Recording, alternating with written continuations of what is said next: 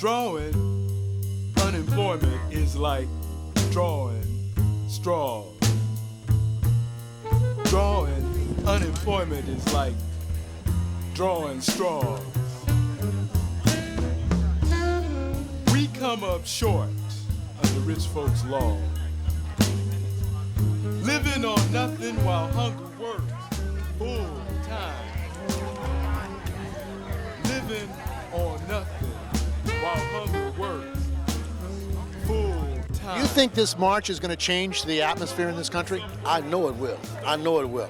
Everybody that's at this march, everyone that sees this march on TV, everyone that hears it on radio, everyone that reads it in the paper and all the literature that are passed out, that no one is going to leave here the same way they came here. My name is Deborah Stringfellow, Portland, Oregon, Local 8 ILWU member.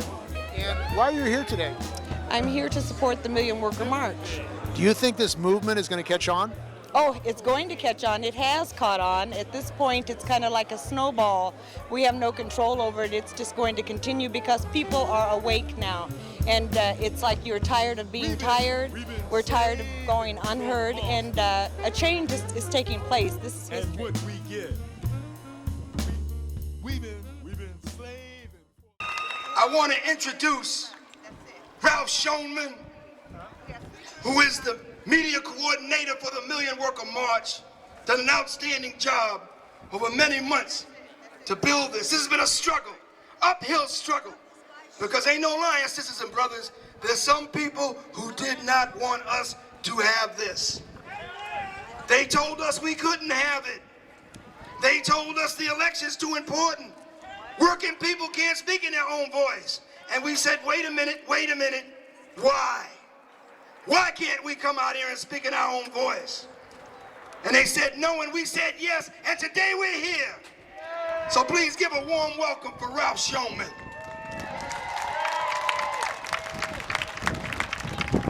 Brothers and sisters, the International Longshore Workers Union, Local 10,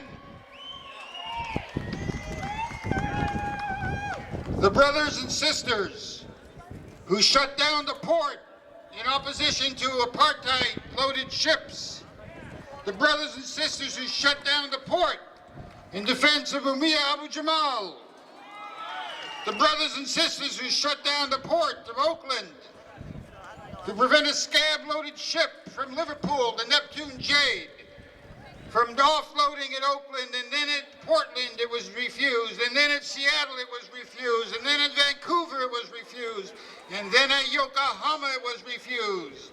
As longshore workers across the world took their cue from ILWU Local 10 in the forefront, in the vanguard of the struggle of working people. And it is not by accident, brothers and sisters, that the summons and the call for a Million Worker March on Washington, D.C. emanated from ILWU Local 10.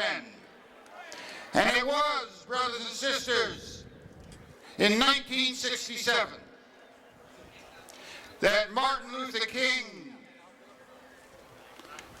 became an honorary member of the ILWU Local 10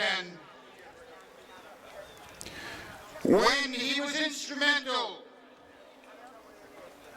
in instigating a merger of struggle between the civil rights movement and the labor movement in this country.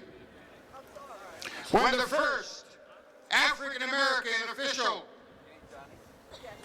William Bilchester, became International Vice President of ILWU, and Dr. King told us that the civil rights movement learned to sit in from the House of Labor, with the sit-down strikes and the factory occupations and the great struggles that forged the trade union movement in this country.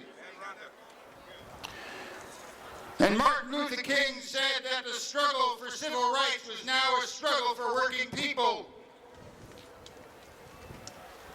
That we needed to build a movement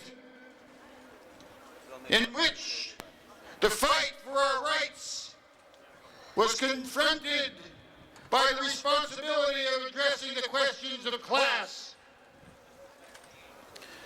And the Poor People's March on Washington 36 years ago was the call from Dr. Martin Luther King Jr., who said at that time that the United States government was one of the greatest purveyors of violence on the planet, and that it was waging a war, a class war against working people, both at home and abroad.